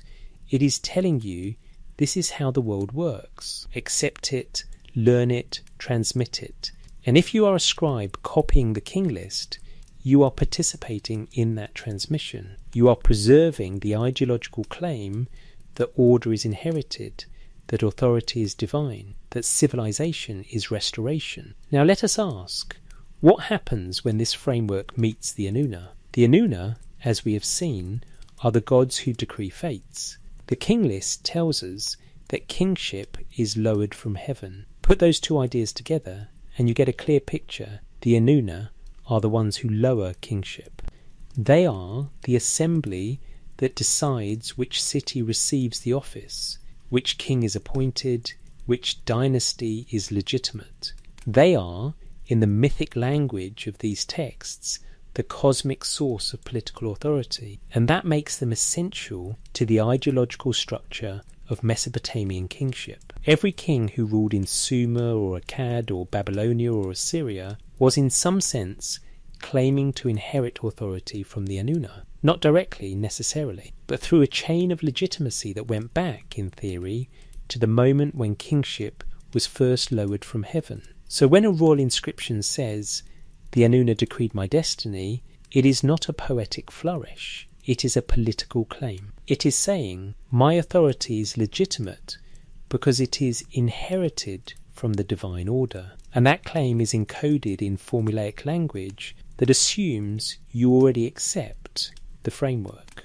If you do not, the language feels empty. But if you do, if you live in a world where divine decree is understood as the foundation of law, then the language is powerful. It is not mysterious. It is simply the way authority is justified. So the Anunnaki codes are not secrets about alien overlords. They are the ideological language of a civilization that framed order as inherited, authority as decreed, and kingship as a divine office lowered from heaven. That language is formulaic, repetitive, and resistant to casual reading. But it is not impossible to understand. It is simply the language of a political theology that we no longer share. And now, with that ideology understood, we can turn to a different kind of question. How did these tablets reach us in the first place? Because the story of modern discovery is also a story of difficulty, of excavation practices that created gaps, of find spots that were not always recorded, of fragments scattered across museums. And those gaps too contribute to the sense that the texts are coded, mysterious, incomplete, not because they were designed that way, but because history itself is a process of loss and recovery. And that is where we go next. The excavation archive, how modern discovery creates modern mysteries. There is a photograph, grainy and faded, from the 1890s. It shows a trench cut into a mound in southern Mesopotamia. Workers stand in the excavation, dwarfed by the depth of the cut. Clay walls rise around them, baked hard by the sun, and scattered in the soil, visible even in the photograph, are fragments of tablets. This is Nippur, one of the most important archaeological sites in the history of cuneiform studies, and the photograph is part of the archive documenting the University of Pennsylvania's excavations there, which ran from 1889 to 1900. Those excavations recovered tens of thousands of tablets and fragments, literary texts, school exercises, administrative records, ritual manuals, letters, contracts, and among them pieces of the stories we have been discussing, flood narratives, king lists, hymns to the Anunnaki, omen series. But the excavations also created problems, because the methods of the 1890s were not the methods of today. Contexts were not always recorded precisely. Find spots were sometimes noted only as Nippur, without specifying which room, which level, which building. Tablets were sometimes cleaned too aggressively, damaging the surface. Fragments were separated and catalogued individually, even when they belonged to the same tablet. And the archive of excavation records, while extensive, is incomplete. Not because the excavators were careless, they were working at the cutting edge of a new discipline, but because the standards for what needed to be recorded were still being developed. So when a modern scholar studies a tablet from Nippur, they often face a double difficulty. First, the tablet itself may be damaged, incomplete, or written in a difficult genre. Second, the archaeological context may be uncertain. We may not know exactly where the tablet was found, or what other tablets were found nearby, or what kind of building it came from. And context matters. A tablet found in a temple library has a different significance than a tablet found in a scribal school or a private house. A tablet found in a trash heap may be a discarded draft, while a tablet found in a niche may be a carefully preserved copy. Without context, we lose information that helps us interpret the text. So some of the difficulty in reading Mesopotamian tablets is not inherent to the texts themselves. It is a product of how they were discovered, how they were documented, and how they were dispersed across museums. Let us walk through what this means in practice. Imagine a literary composition like Enki and the World Order, the Sumerian text we discussed earlier. That composition is not preserved in a single complete tablet. It is preserved in fragments from multiple sites, Nippur, possibly others. Each fragment is catalogued separately, held in different collections.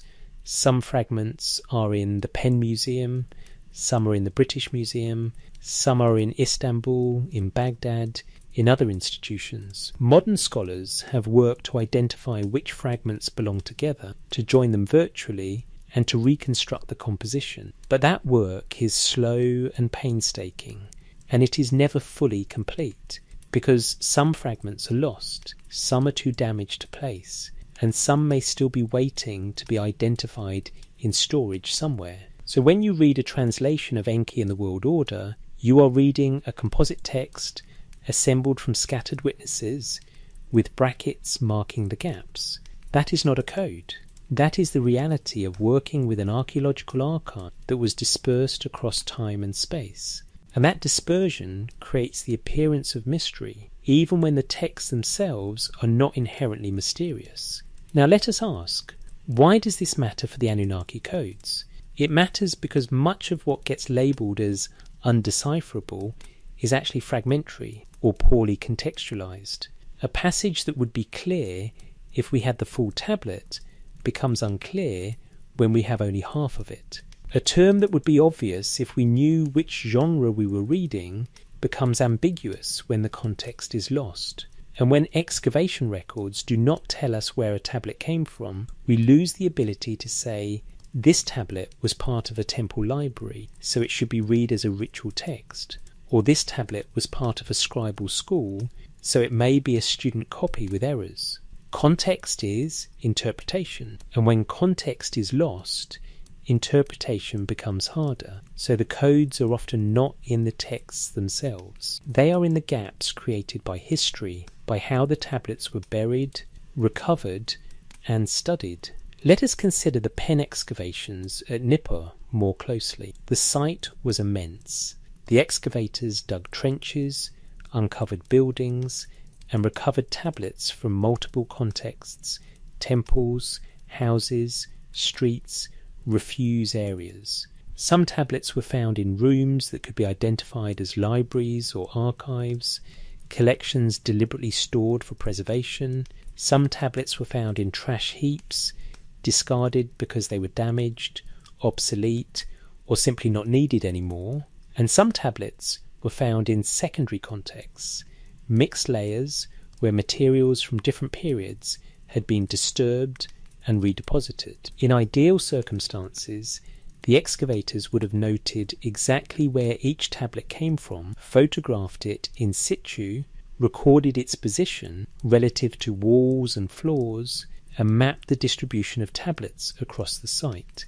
In practice, the sheer volume of material, the difficulty of the work, and the limitations of the time meant that records were sometimes less detailed. So we have thousands of tablets from Nippur, catalogued and translated over more than a century. But we do not always know exactly where each one came from or what it was associated with, and that creates interpretive challenges. For example, if we find a tablet that mentions the Anunna in an unusual context, we might want to know, was this tablet part of a temple collection suggesting it had ritual significance? Or was it part of a school exercise suggesting it was being copied as training? Or was it found in a trash heap suggesting it was a draft or a damaged copy? Without that information, we can still translate the text, but we cannot be certain about its function or its intended audience, and that uncertainty can create the impression of mystery even when the text itself is straightforward. So modern discovery creates modern mysteries, not because the ancients were hiding anything, but because the process of recovery is imperfect. Tablets break, find spots are forgotten, archives are scattered, and the work of reconstruction is ongoing. This is one reason why cuneiform scholarship is cumulative. New joins are identified every year, new fragments are published, new excavations provide new contexts, and slowly, piece by piece, the picture becomes clearer. But it is never complete. And that incompleteness is where speculation thrives. Because when you have a fragment of a tablet that mentions the Anunna, and you do not know where it came from, and you do not have other copies to compare it to, it is easy to imagine that it contains secrets. But more often, it is simply incomplete. And the way to resolve that incompleteness is not to invent explanations, but to keep searching for more fragments, for better documentation, for parallels that clarify the context. That is the work modern scholars do, and it is slow, careful, undramatic, but it is the only way to honestly approach the question, what can we know and what remains uncertain? And now, with the excavation reality understood, we can turn to the synthesis, the moment where we hold multiple explanations side by side and ask which is most consistent with the evidence, not to force a conclusion, but to map the terrain of possibility. 3 explanations for the Anunnaki codes. There is a moment in any investigation where you must step back from the fragments, the museum catalogues, the scholarly debates, and ask a simpler question. What are we actually looking at? We have walked through damaged tablets, cryptographic spellings, technical astronomical texts, commentaries that assume lost training, flood traditions copied across centuries, and excavation histories that scattered contexts. We have seen that scientists can't decode means many different things depending on whether we are talking about proto-cuneiform signs, broken passages, specialized jargon, or simply missing oral context. And we have seen that the the Anunnaki, appear across all these layers, in myths, in king lists, in omen commentaries, in astronomical texts, in cryptographic spellings. So now we must ask, what explains the difficulty? What explains the sense that there is a code here, something resistant to easy understanding? And as we have done before, we will hold 3 explanations side by side, not to choose one and discard the others, but to see what each reveals. The first explanation is the mainstream scholarly one. The difficulty is real, but it is not mysterious. It arises from the normal challenges of working with ancient texts, physical damage, missing parallels, specialized genres, transmission history, lost oral context, and scattered archaeological archives. Under this reading, the Anunnaki are gods within the Mesopotamian religious system, a category of deities associated with cosmic governance, fate decreeing, and divine assembly. The formulaic language used to describe them, determining destinies, decreeing fates, establishing ordinances, is theological vocabulary that reflects the political ideology of Mesopotamian kingship. The cryptographic spellings documented in late scholarly texts are evidence of a mature scribal culture that used writing to mark professional boundaries and preserve tradition. The astronomical texts that place stars of the Anunnaki in celestial paths are using theological language to describe celestial geography. The commentaries that abbreviate and allude are teaching tools written for advanced students. And the flood traditions that mention the Anunnaki as part of divine assemblies are preserving a narrative pattern where gods convene, decide, and act in ways that mirror earthly governance. In this reading, there is no hidden alien message. There is no lost super civilization. There is a sophisticated ancient culture that used writing in complex ways for multiple audiences across multiple genres, and that assumed its readers would be trained. When that training is lost, the texts become harder, but not impossible, and the work of modern scholarship is to reconstruct enough of the training through dictionaries, grammars, comparative analysis, and archaeological context to read the texts responsibly. This explanation is strong because it is grounded in method. It does not require us to invent entities or events for which we have no corroborating evidence. It explains the difficulty as a function of time, transmission, and specialization, all of which are well documented in other ancient cultures. The problems with this reading are not that it is wrong, but that it can sometimes underestimate the strangeness of the material. When a text says the Anunnaki lit up the land with their brightness during the flood, that is a vivid, unsettling image. When a king claims the Anunnaki decreed his destiny before he was born, That is a profound theological claim. And when cryptographic spellings appear in texts that were already restricted to scholarly elites, it suggests that knowledge was being guarded, not from aliens, but from social outsiders. So the mainstream reading is persuasive, but it should not flatten the texts. They remain strange even when explained. The second explanation is more subtle. The difficulty is not only accidental, some of it is deliberate. The Mesopotamians did encode knowledge in ways that were meant to restrict access, to mark boundaries between trained and untrained, to preserve traditions in forms that required initiation. Under this reading, the Anunnaki are not only gods in a general sense, they are part of a specialized theological and political vocabulary that carried legal, ritual, and ideological weight. When a text says the Anunnaki determined destinies, it is not merely describing a mythic event, it is invoking a formula that legitimizes authority. And that formula was taught not through public proclamation, but through scribal schools, through temple apprenticeships, through oral traditions that supplemented the written word. The cryptographic spellings, the abbreviated commentaries, the technical astronomical language, all of these are evidence that Mesopotamian intellectual culture included deliberate encoding, not to hide content from everyone, but to ensure that content was transmitted within controlled channels. This is not conspiracy, this is professionalization. And it means that the codes are real in the sense that they are professional conventions designed to be opaque to outsiders. A scribe trained in Nippur in 1800 BC would know how to read the formulae. A priest trained in Babylon in 600 BC would know how to interpret the cryptographic spellings. But someone outside that training, someone in a different city, a different time, a different social class, would struggle. And we, 4,000 years later, are the ultimate outsiders. We can reconstruct much, but we cannot recover the oral dimension, the lived experience of being inside the tradition.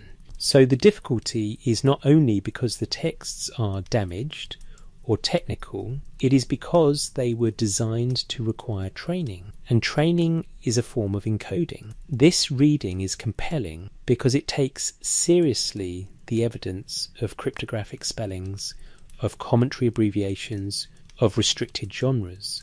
It treats the Mesopotamians as agents who made conscious choices about how to transmit knowledge and who valued the boundary between insider and outsider. The problems with this reading are not that it is implausible, but that it can slide toward over-interpretation. Not every difficult passage is deliberately obscure. Sometimes scribes abbreviated because they were running out of space. Sometimes they used rare spellings because they were copying from a damaged or non-standard exemplar. Sometimes difficulty is accidental, not designed. So we must be careful not to see intention where there is only circumstance. But the evidence for deliberate scholarly encoding is real, and it deserves to be acknowledged. The third explanation is the one that your title invites, and it must be held with the greatest caution. The difficulty is not only methodological or professional, it is also ontological. The Mesopotamians were not only preserving human traditions, they were preserving memory of a non-human or pre-human order. Under this reading, the Anunnaki are not simply theological constructs. They are references, however mythologized, however transformed by time, to an older reality. A reality where governance, labour and cosmic order were structured by beings or powers that preceded human civilization. The formulaic language of determining destinies and decreeing fates is not only political theology, it is the preserved language of an older system, remembered in fragments, encoded in myth. The flood traditions that divide time into before and after are not only historiographic convention, they are memories of actual catastrophe, actual rupture, actual reorganization. And the humans who rebuilt after the flood inherited not only physical ruins, but knowledge of how the world was ordered before, knowledge of how to maintain that order, knowledge that was too important to lose. In this reading, the codes are not professional jargon. They are the residue of transmission across a boundary between the world before the flood and the world after, between the time of the Anunna as active governors and the time of humans as inheritors. Do we have proof? No, but we have reasons to hold the possibility open without surrendering critical judgment. We have the persistent framing of civilization as restoration rather than invention. We have the king lists claim that kingship was lowered from heaven, not invented by humans. We have flood traditions that describe antediluvian cities and rulers, as if knowledge of a pre-flood world was believed to be real. We have the seriousness with which these texts were preserved, copied across centuries, in temples and royal libraries, as if they contained truths that could not be allowed to fade. And we have the structure of the narratives themselves, which often do not feel like pure invention. They feel like attempts to explain something inherited, something whose origins are no longer clear, but whose shape remains. If you hold this reading gently, it suggests that the Mesopotamians understood themselves as custodians, not creators, but preservers, not inventors, but inheritors. And the codes in the tablets are not alien messages. They are human attempts to preserve non-human or pre-human knowledge in the only medium available: clay, cuneiform, ritual language, formulaic speech. The problems with this reading are substantial. First, it requires us to accept transmission across timescales that strain credibility. If the Anunna referred to an actual pre-flood order, how could memory of that order survive across thousands of years of oral tradition before being written down? Oral tradition can preserve stories, but it transforms them. What remains is structure and emotion, not clear factual content. Second, this reading risks over-literalizing myth. Myth is powerful precisely because it is not literal. It speaks in symbols, in archetypes, in patterns that resonate across contexts.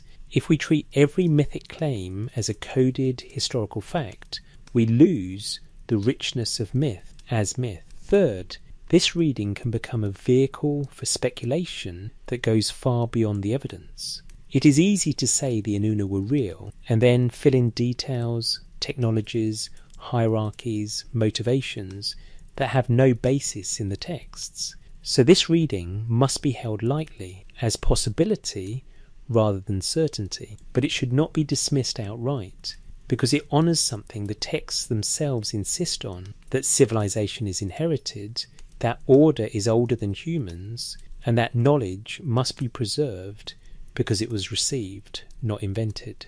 So what do we do with three explanations that cannot all be fully true, yet each illuminate the evidence in different ways? We hold them. We recognise that the mainstream scholarly explanation is methodologically sound and explains most of the difficulty. We recognise that the professional encoding explanation adds nuance, accounting for deliberate restrictions and insider knowledge. And we recognise that the inheritance memory explanation honours the Mesopotamian self-understanding, even if we cannot verify its ontological claims.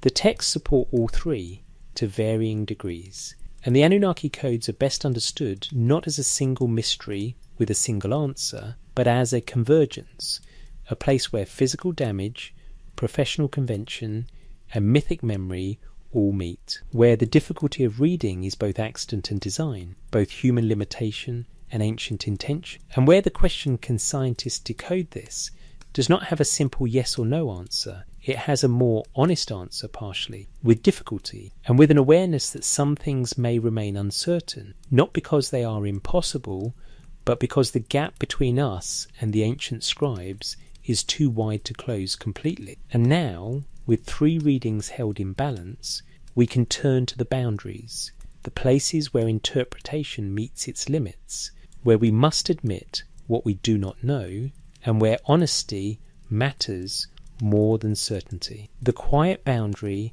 of what we can know. There is a kind of intellectual honesty that is harder than solving a mystery. It is the honesty of saying, I do not know, not because the evidence is entirely missing, but because the evidence is ambiguous. incomplete, or open to multiple interpretations.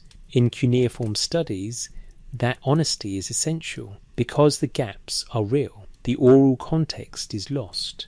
The training traditions are gone, and no amount of methodological sophistication can fully recover what was once transmitted from teacher to student in a scribal school 4,000 years ago. So when we ask, what are the Anunnaki codes?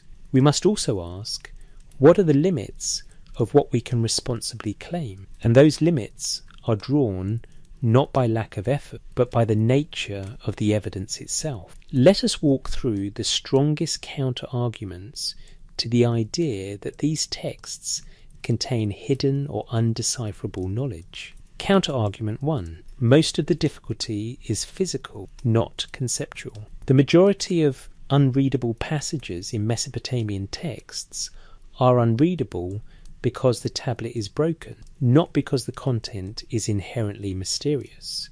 If we had complete tablets, if we had more copies, if we had better preserved archaeological contexts, much of the difficulty would vanish. This is demonstrable. When a new fragment is published that joins with a known tablet, previously unclear passages often become clear. When a new parallel text is discovered, it provides the missing vocabulary or context that allows scholars to revise earlier uncertain translations.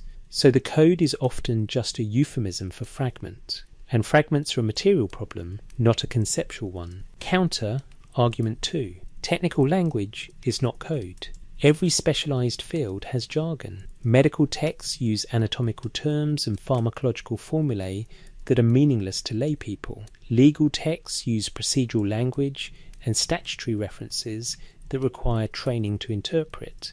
Astronomical texts use coordinate systems and observational frameworks that assume mathematical literacy. Mesopotamian omen series, ritual manuals, and astronomical compendia do the same. They use technical language because they are technical texts, and calling that language code misrepresents what code is.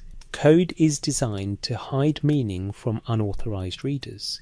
Technical language is designed to communicate efficiently among authorized readers. The difference matters. Counter-argument 3, formulaic language is not encryption. When Mesopotamian texts say the Anunna determined destinies, they are using a formula, a stock phrase that appears across multiple compositions, across multiple genres, across centuries. Formulaic language is a feature of oral derived literature and ritualized speech. It provides stability, recognizability, and mnemonic aid. It is not encoding a secret meaning, it is repeating a conventional meaning. And the fact that modern readers find it opaque does not mean it was opaque to the original audience.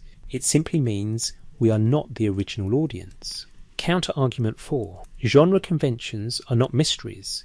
When a Mesopotamian king claims the gods decreed his destiny, he is not revealing a hidden truth about divine intervention. He is using the conventional language of royal ideology. Every king made similar claims. It is a genre convention, like the phrase "by the grace of God" in European royal documents. The phrase has meaning, but it is not literal. It is performative. It legitimizes authority by invoking divine sanction. So when we read these texts, we must recognize genre. And genre means that not every statement is meant to be taken at face value. Counter-argument 5. Transmission changes texts in predictable ways. When a story is copied across centuries, it changes. Language is updated. Details are added or omitted. Emphasis shifts. This is normal. It happens in every manuscript culture. And it means that when we see variations between different versions of the same story, we should not assume those variations encode secrets. We should assume they reflect the normal processes of scribal transmission. These counter-arguments are strong. They remind us that much of what appears mysterious is simply the result of working with fragmentary evidence across vast distances of time in languages and genres that are not our own. And they caution us against overreading, against seeing codes where there are only conventions, secrets where there are only gaps. but they do not eliminate all difficulty, because there are still domains where genuine uncertainty remains. Domain 1. Proto-cuneiform. The earliest writing from Mesopotamia is partially undeciphered. Not entirely.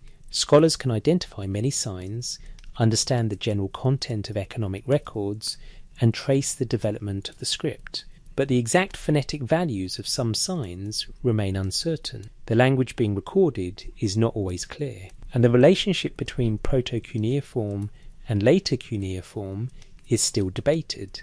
This is a real gap in our knowledge, not because proto-cuneiform is alien, but because it is early, sparse, and context-dependent.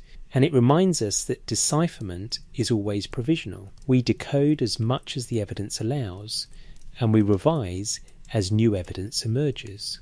Domain 2. Cryptographic spellings. The evidence from scholarly corpora like Aurak shows that some divine names, including Anuna, were written in non-standard ways in late texts. These spellings were deliberate choices, not errors, and they mark texts as belonging to restricted traditions. We can recognize these spellings.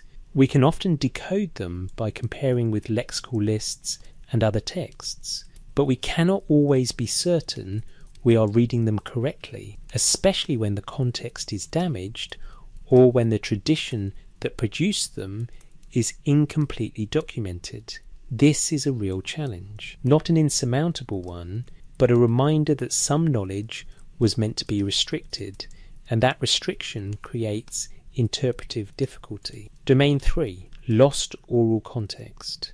Much of Mesopotamian intellectual life was oral. Texts were supplemented by teaching, by recitation, by explanation, and that oral dimension is gone. We have the written texts, but we do not have the teacher's voice saying, when you see this phrase, it means this, or this formula invokes this ritual tradition, or this reference is to a text you should have memorized.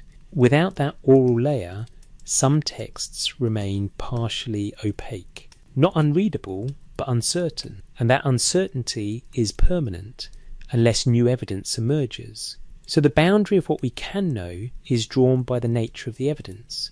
We can decode most of what survives. We can reconstruct much of the context. We can compare versions, analyze genre, apply linguistic method, but we cannot recover everything, and honesty requires us to say so. The Anunnaki codes are not a single unsolved mystery. They are a cluster of difficulties, some resolvable, some persistent, all embedded in the larger challenge of reading ancient texts across a gap of millennia. And the most responsible way to approach that challenge is not to claim we have all the answers, nor to claim the answers are impossible. It is to work patiently, to revise when new evidence appears, and to be transparent about what we know, what we infer, and what remains uncertain. That is the ethic of cuneiform scholarship, and it is the ethic we must bring to the question your title asks. Because the title asks, can scientists decode this? And the honest answer is, mostly, but not entirely. And the parts we cannot decode are often not coded in the sensational sense. They are simply damaged, or technical, or context-dependent in ways we cannot fully recover. That is not a dramatic answer, but it is a true one, and truth, even when incomplete, is more valuable than mystery that masquerades as certainty. And now, with the boundaries understood, we can return to where we began, to the tablet, the fragment, the object that started this investigation, and we can let it rest, not as a solved puzzle, but as a witness to a long conversation between past and present, between scribes and scholars, between those who preserved and those who recover. The clay tablet at rest. Return one last time to the tablet, not to the myth in your mind, but to the object itself. CBS 10673, the Nippur Flood Tablet, resting behind glass in a museum collection. A piece of clay, broken at the edges, carrying wedge marks that are still sharp enough to catch the light. If you were standing in front of it now, you would see what the title of this investigation promised, a text that is difficult to read, lines that break off mid-sentence, signs that are worn or damaged, a story that survives only in fragments, that must be reconstructed by comparing this witness with others from other cities, other centuries. And you would see, too, what the tablet does not promise: certainty. It does not offer a single, clear message that unlocks all mysteries. It does not reveal hidden knowledge that overturns our understanding of history. It simply preserves what it was designed to preserve: a story about gods, about a flood, about survival and restoration, a story that mattered enough to be copied, taught, and transmitted across time. And in that transmission, the tablet becomes more than an artifact. It becomes a thread connecting the scribe who first pressed stylus into clay, to the student who copied it, to the priest who recited it, to the librarian who stored it, to the excavator who recovered it, to the scholar who translated it, to you listening now. That thread is fragile. It breaks often. Tablets shatter. Contexts are lost. Languages fade. But the thread is also resilient, because as long as someone cares enough to preserve, to copy, to study, the thread continues. And the codes we have been investigating are simply the places where the thread frays, where transmission becomes difficult, where context is lost, where the gap between ancient and modern becomes too wide for easy crossing. But fraying is not the same as breaking, and difficulty is not the same as impossibility. So let us ask, one final time, what are the Anunnaki codes? They are formulaic phrases in a dead language, repeated across texts because they carried ideological weight. They are cryptographic spellings in late scholarly manuscripts, used to mark texts as advanced and restricted. They are damaged passages in fragmentary tablets, where the signs are worn or missing. They are technical vocabulary in astronomical and omen texts, written for specialists who had years of training. They are abbreviations in commentaries that assume you have memorized the base text. They are genre conventions that feel opaque because we no longer share the cultural framework that made them transparent. And if we are willing to hold the possibility lightly, they may also be echoes, distant, transformed, mythologized echoes of a worldview that understood civilization as inherited rather than invented, and that framed the Anunna as the cosmic governors who decreed that inheritance. All of these things are true to varying degrees, and none of them require aliens, none of them require lost super technologies, none of them require conspiracy. They require only what the tablets themselves demonstrate: that Mesopotamian civilization was sophisticated, literate, systematic, and deeply invested in preserving knowledge across time. Knowledge that was sometimes public, sometimes restricted, sometimes damaged by history, but always considered worth keeping. So the tablet in the museum is not hiding a secret. It is offering a memory of how people 4,000 years ago thought about the world, about order, about authority, about the origins of things. And that memory is encoded, not in the sense of deliberate concealment, but in the sense that it is written in a language, a script, a genre, and a cultural context that we must work to understand. That work is hard, but it is not impossible, and it is not finished. Every year, new tablets are published, new joins are identified, new contexts are excavated, new translations are proposed, and slowly, piece by piece, the picture becomes clearer, not complete, never complete, but clearer. And that is enough, because the goal of scholarship is not to solve every mystery. It is to understand as much as the evidence allows, to be honest about what remains uncertain, and to pass that understanding forward to the next generation of scholars, who will, in turn, do the same. So the thread continues, and the tablet, resting in its case, becomes part of that continuity, a witness to the fact that humans have always tried to preserve what matters, even when the tools are fragile, even when the transmission is uncertain, even when the gap between then and now seems too vast to bridge. If you are listening in the quiet, you can feel the weight of that. The weight of 4,000 years of preservation, transmission, damage, recovery, and study. The weight of countless scribes who believed the story mattered enough to copy. The weight of modern scholars who believe the story matters enough to decode. And the weight of the question that remains, even now, what were they trying to tell us?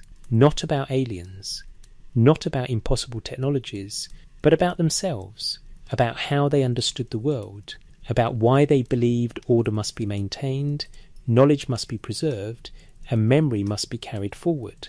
Because without memory, there is only the silence before cities, the emptiness before names.